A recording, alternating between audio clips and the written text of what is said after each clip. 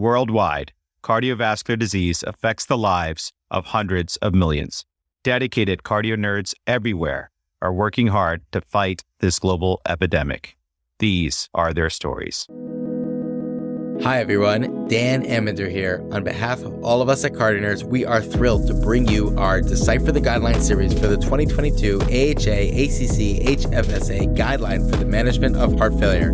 Get ready for short and bite-sized, high-impact clinical vignette-based questions designed to highlight core concepts based on cutting-edge evidence that are relevant to your practice. The cases we use are hypothetical and for educational purposes only. This series was developed by CardioNerds and created in collaboration with the American Heart Association and the Heart Failure Society of America. It was created by 30 trainees spanning college students through advanced fellowship with mentorship from Dr. Lala, Dr. Robert Mentz, and Dr. Nancy Sweitzer. We thank Dr. Judy Bezanson and Dr. Elliott Antman for their guidance. So join us as we get to learn about the guidelines and beyond from 16 leading faculty experts. With that said, it's time to get nerdy.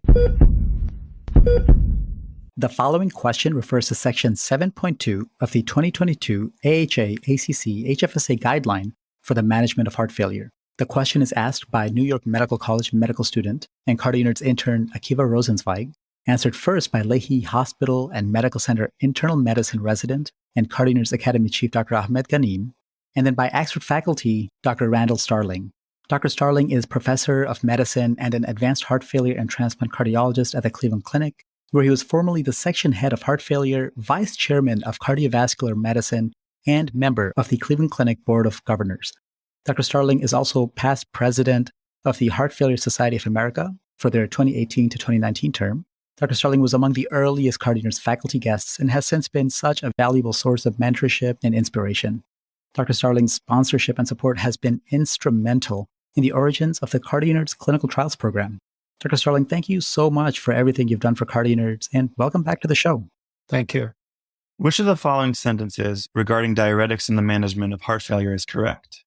A, in heart failure patients with minimal congestive symptoms, medical management with diuretics alone is sufficient to improve outcomes. B, prescribing a loop diuretic on discharge after a heart failure hospitalization may improve short-term mortality and heart failure rehospitalization rates. C, the combination of thiazide or thiazide-like diuretics with loop diuretics is preferred to higher doses of loop diuretics in patients with heart failure and congestive symptoms. Or D, the maximum daily dose of furosemide is 300 milligrams. That's a great question, Akiva, and it really comes up very frequently on rounds. Choice B is correct, or prescribing a loop diuretic on discharge after a heart failure hospitalization may improve short-term mortality and heart failure rehospitalization rates. The guidelines give a Class 1 recommendation for diuretics in heart failure patients who have fluid retention to relieve congestion, improve symptoms, and prevent worsening heart failure. Recent data from the non-randomized OPTIMIZE-HF, or Organized Program to Initiate Life-Saving Treatment in Hospitalized Patients with Heart Failure, registry, revealed reduced 30-day all-cause mortality and hospitalizations for heart failure with diuretic use compared with no diuretic use after hospital discharge for heart failure. Choice A, or medical management with diuretics alone is sufficient to improve outcomes, is incorrect. With the exception of mineralocorticoid receptor antagonists, or MRAs, the effect of diuretics on morbidity and mortality are uncertain. As such, diuretics should not be used in isolation, but always combined with other GDMT for heart failure that reduce hospitalizations and prolong survival. Choice C, or the combination of thiazides or thiazide-like diuretics with loop diuretics is preferred to higher doses of loop diuretics, is also incorrect. The use of thiazide or thiazide-like diuretics, such as metolazone in combination with a loop diuretic, inhibits compensatory distal tubular sodium reabsorption, leading to enhanced natriuresis. In a propensity score-matched analysis in patients with hospitalized heart failure, the addition of metolazone to loop diuretics was found to increase the risk for hypokalemia, hyponatremia, worsening renal function, and mortality, whereas use of higher doses of loop diuretics was not found to adversely affect survival. The guidelines recommend that the addition of a thiazide, example metolazone, to treatment with a loop diuretic should be reserved for patients who do not respond to moderate or high-dose loop diuretics to minimize electrolyte abnormalities. It's a Class 1 recommendation with a level of evidence of B. Choice D, or that the maximal daily dose of furosemide is 300 milligrams, is also incorrect. The guidelines recommend a maximum total daily dose of 600 milligrams of furosemide, or 10 milligrams of bumetanide, or 200 milligrams of torsemide. So my main takeaway is that diuretics are recommended in heart failure patients who have fluid retention to relieve congestion, improve symptoms, and prevent worsening heart failure. Maintenance diuretics on heart failure hospitalization discharge may help prevent recurrent heart failure hospitalizations. They should be used in combination with other GDMT to improve heart failure outcomes. Combining loop and thiazide diuretics may cause serious electrolyte abnormalities and should be reserved for patients who do not respond to moderate or high-dose loop diuretics. Dr. Starling, what's your take on the use of loop diuretics in heart failure patients who are hospitalized? Thank you for that question. I think there's some important takeaways that I should mention at the sake of raising controversy. Number one, some of the source data that was referenced is from a registry, and another is from a non-randomized study with propensity matching.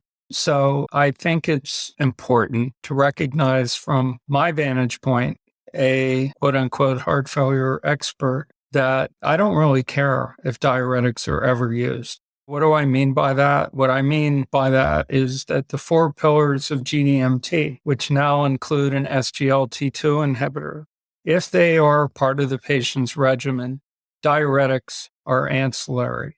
Having said that, we have to be extremely cautious and careful, as was elaborated on, not to overdiurese the patient and not to add on drugs like metolazone and hydrochlorothiazide. I will frequently see a patient on 40 milligrams of furosemide that has metolazone added, and I would fully agree that we need to maximize the dose of the loop diuretic as a first step, and those are ancillary agents. If we reflect upon what we've learned about BNP, we know it's important to decongest the patient, and we think if we can decongest the patient with whatever diuretic regimen is required and reduce the N-terminal BNP, that is an important ancillary piece of information when you treat a patient with acute decompensated heart failure in the hospital to reduce readmissions. So going back to, I think, 2010, when we did the ASCEND heart failure study, which is published in the New England Journal with nazaritide, which was not deemed to be a positive study because the p-value in that large trial was 0.07. Clearly, you can see that if a patient is on a high dose of diuretics, and this is borne out in the Seattle heart failure score, that is a marker for mortality. The last point that I want to make is that Dr. Gary Francis, who at one point in his career was the head of the coronary care unit at the Cleveland Clinic, published many years ago a very seminal study showing that furosemide actually upregulates and activates the neurohormonal system. So diuretics have never been shown in a randomized clinical trial to reduce mortality. Thank you so much, Ahmed and Dr. Starling, for such an interesting discussion on the use of diuretics in heart failure. Thanks for tuning in to another CardioNerds episode. The audio editing for this episode was performed by me, Akiva Rosenzveig. I'm an intern in the CardioNerds Academy House Thomas and resident at Cleveland Clinic. Check out the episode page for show notes and references. If you found this episode or the show informative, please consider subscribing to CardioNerds on your favorite podcast platform and leaving us a review. It really helps us spread the word and further our goal to democratize cardiovascular education. Finally, this podcast is not meant to be used for medical advice. The views expressed on our show and site do not reflect the opinions or policies of our employers. All CardioNerds content is planned, produced, and reviewed solely by CardioNerds. Stay tuned for more engaging conversations and explorations in our upcoming episodes. And now, it's time to make like an S2 and split.